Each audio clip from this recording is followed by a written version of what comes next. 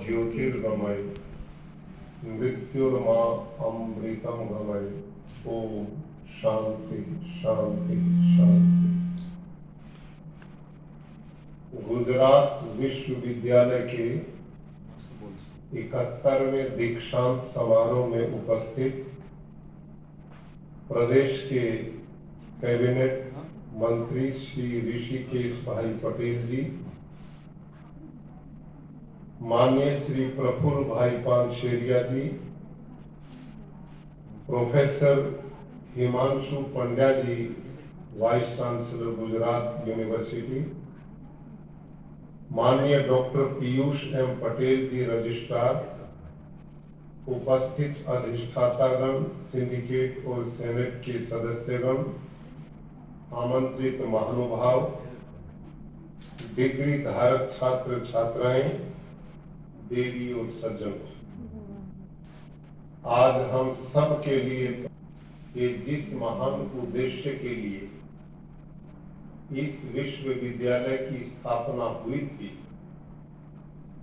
अपने मिशन में यह विश्वविद्यालय निरंतर प्रगति के सोपान तय करते हुए 51,000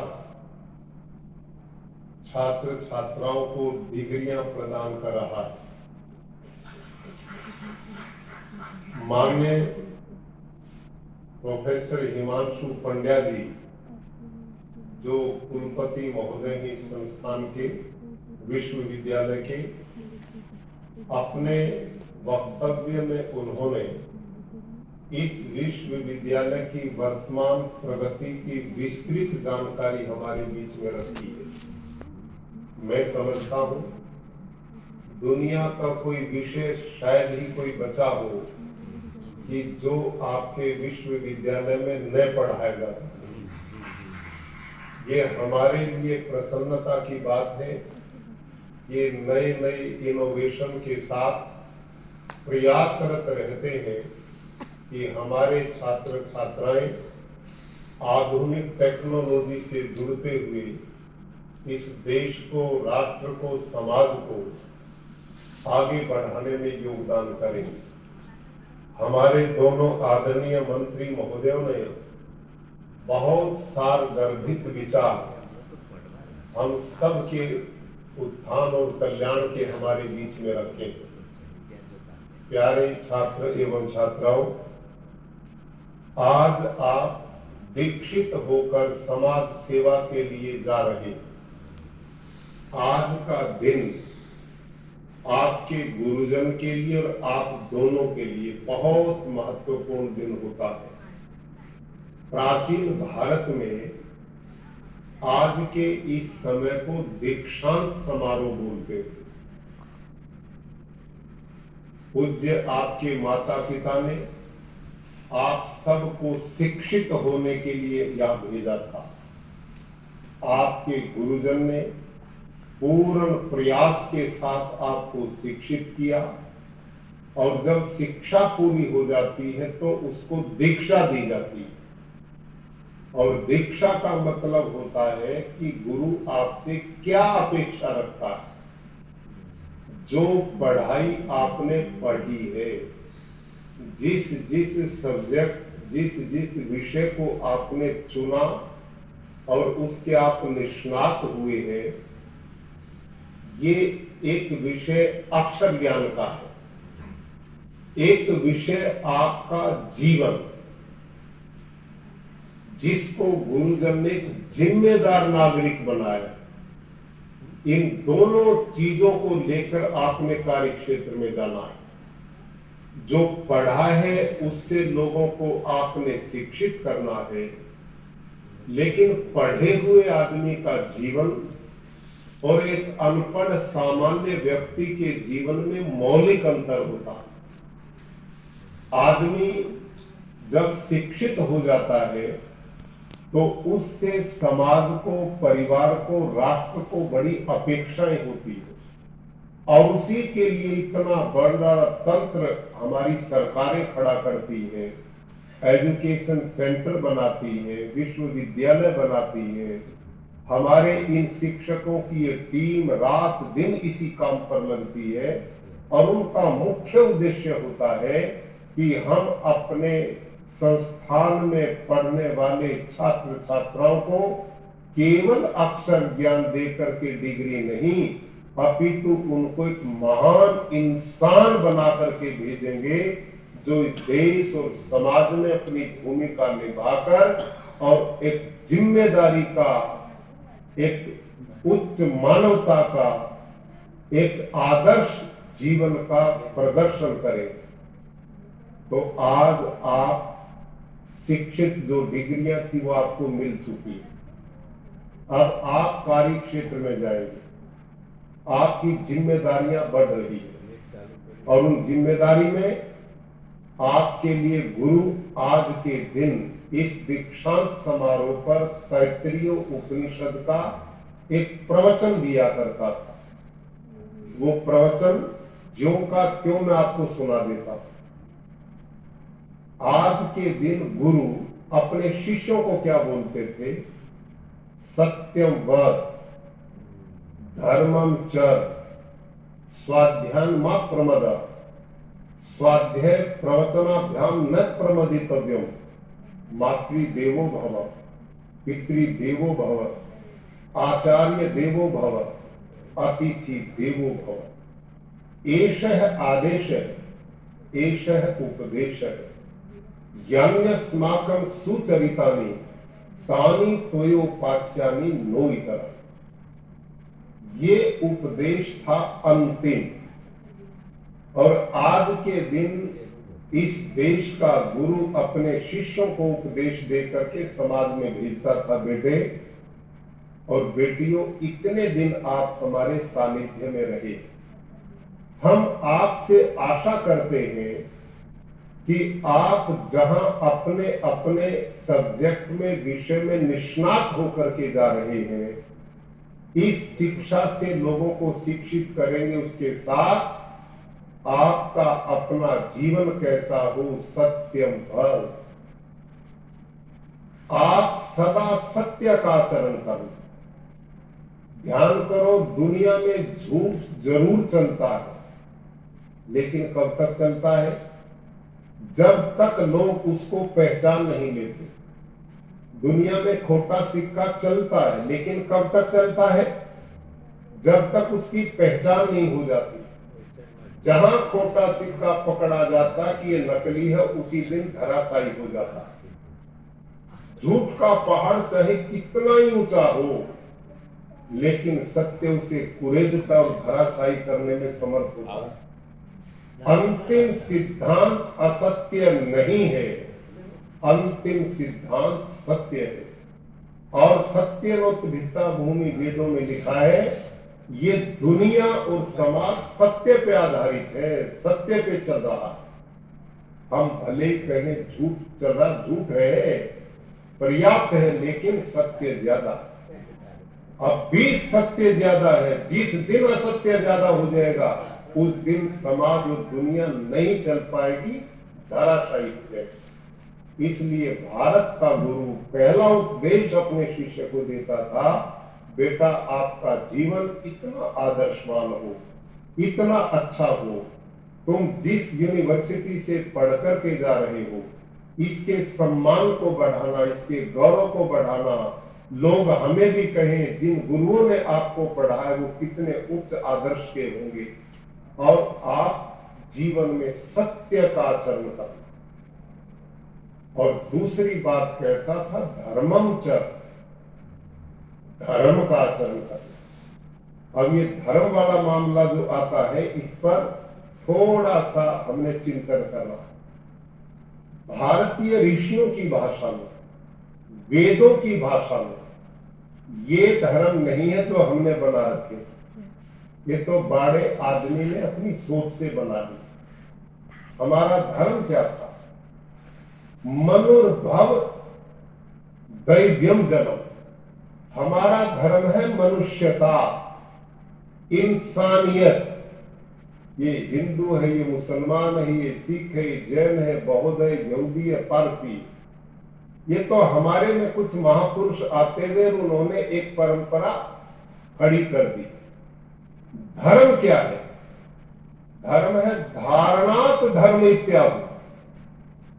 धर्म वो है जिसके धारण करने से मैं भी सुखी हूं और मेरे संपर्क में जो आए वो भी सुखी हो। ऐसे कर्मों का करना जिनसे दुनिया में कोई दुखी ना हो, सबको सुख मिले, ऐसे दिव्य गुणों के धारण करने का नाम धर्म है।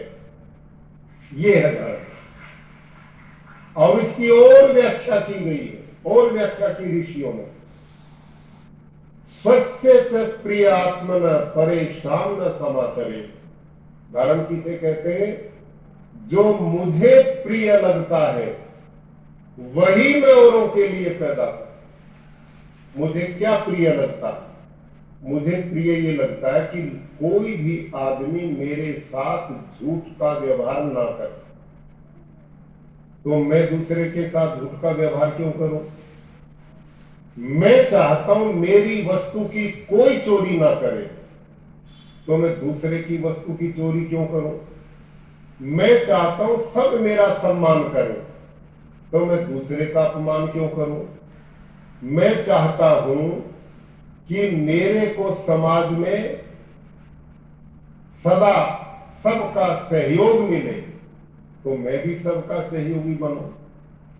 मैं ये चाहता हूं कि मेरी बहन बेटी को कोई गलत नजर से ना देखे, तो मैं दूसरे की बहन बेटी को गलत नजर से क्यों देखूं? इसका नाम है धर्म। ये था ऋषियों का धर्म। अब इस धर्म के द्वारा जिस समाज के लोगों का व्यवहार हो जाए, वहां बाड़ों में बटकर आतंकवाद के लिए कोई जगह नहीं, खून खराबे के लिए कोई जगह नहीं। वहां मानव मानव की दवाई बनता है और एक दूसरे का सहारा बनता है। इस देश का गुरु आज के दिन दीक्षांत समारोह पर अपने शिष्यों को ये धर्म का उपदेश देता है। और धर्म का अर्थ हमारे क्या कहा? कर्तव्य का पालन। जो जो जिम्मेदारी आपने स्वीकार की है, ली है, उसके लिए समर्पित होकर के काम करना, एक जिम्मेदार नागरिक बन के काम करना, जो पंड्या जी आपके बीच में कर रहे थे। और वो है आपका तो स्लोगन ही यूनिवर्सिटी का है, योग कर्मसु कौशलम। योग क्या है? कर्म में कुशलता, निपुणता, समर्पण, डेडिकेशन, पूर्ण निष्ठा के साथ जब व्यक्ति अपने काम को करता है और उस काम को करके ईश्वर अर्पण कर देता, तो हमारी जिम्मेदारी खत्म और परमात्मा की शुरू हो जाती है। आदमी निश्चिंत हो जाता है। ऐसा भाव इस देश में आज के दिन गुरु अपने शिष्य को देता था। सत्य का आचरण करना, धर्म का व्यवहार करना, निश्चल निष्कपट रहना, तपस्वी जीवन जीना, परोपकार का भाव रखना और स्वाध्याय मां प्रमदा। अब ये ध्यान करने की बात आप सबके लिए। आपने सोचा बहुत दिन हो गए किताब उठाते उठाते, अब इनको अलमारी में रखकर ताला बंद करेंगे, दुखी कर दिए इनको। इसको ये भाव होता है, क्योंकि डिग्री तो मिल गई, क्या जरूरत है पढ़ने, इसीलिए तो पढ़ते थे। लेकिन भारत का गुरु आज अपने शिष्य को कहता, बेटे खेती और विद्या अनभ्यासेन विषम विद्या। किसान खेत को संभालना बंद कर दे और पढ़ने वाला पुस्तक उठाना बंद कर देगा तो विद्या लुप्त हो जाएगी। समझ में आई बात? विद्या लुप्त हो जाएगी। इसलिए आज के दिन गुरु कहता था, बेटो आपने जिस जिस विषय में योग्यता प्राप्त की है, स्वाध्याय प्रमदय, उसको कभी भी उसमें प्रमाद मत करना, उसको पढ़ते रहना, उसमें नई नई और सोच पैदा करते रहना, उसको और विकसित करते रहना, आजीवन विद्यार्थी बने रहना। जो आदमी आजीवन सीखता रहता है वो राष्ट्र और समाज की बड़ी भारी पूंजी बन जाता है, लोगों के समाज के लिए कितना कुछ दे पाता है। आपकी विद्या में जंग नहीं लगना चाहिए, वो पैनी रहनी चाहिए, वो सदा लोगों के काम आने वाली होनी चाहिए। स्वाध्यान मां प्रमदय, और अगली बात कही इससे भी ऊंची, स्वाध्याय प्रवचनाभ्याम न प्रमदितव्यम, कि आपकी विद्या आपके लिए नहीं होनी चाहिए, बल्कि क्या लिखा हुआ वेद में, पर्जन्यों अभिवर्षते, कि जैसे बादल समुद्र के खारे पानी को मीठा बनाता है, तुम अपनी योग्यता से अपनी विद्या में इतनी मधुरता पैदा करना और तुम ऐसे बरसाना उस विद्या को लोगों के कल्याण के लिए, जैसे बादल एक तपती हुई धरती पर बरस करके उसको शांत और सुखमय बना देता है, हरा भरा बना देता है। वो विद्यार्थी जिसने विद्या, साइंस, टेक्नोलॉजी को पढ़ करके बादल की तरह वहां बरसो, कहां, जहां उसकी जरूरत है। समुद्र में वर्षा का कोई लाभ नहीं, मरुस्थल में वर्षा का लाभ होता है। आप मरुस्थल में अपनी विद्या का प्रचार करो। जो विद्याहीन है उनको विद्या दो, अपने राष्ट्र की उन्नति के लिए, प्रगति के लिए समर्पण भाव से काम करना, ये इस देश का गुरु कहता है। आज हम सब का परम सौभाग्य है कि भारत देश को गुजरात की इस पावन धरती में, जहां समय समय पर अनेक महापुरुषों को जन्म दिया, आज इस धरती ने यशस्वी प्रधानमंत्री को जन्म दिया। एक ऐसा व्यक्तित्व जिसने गुजरात नहीं अपितु देश के गौरव को विश्व में फैलाने का काम किया। और मैं गुजरातियों को बधाई देता हूं, बड़े समझदार हो भाई आप, बहुत समझदार है।